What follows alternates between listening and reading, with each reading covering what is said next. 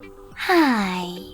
In front of me is Tecno Spark Go 2022, and today I would like to show you how you can change font style on this device.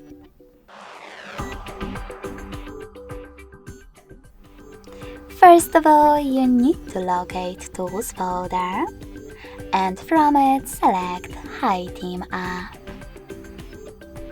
When you're ready, tap on Discovery at the bottom right corner. Click on Font category and pick the best one for you. I will go with Funky. Now click on Download, wait a couple of seconds and tap on Apply. Then choose OK in the pop-up.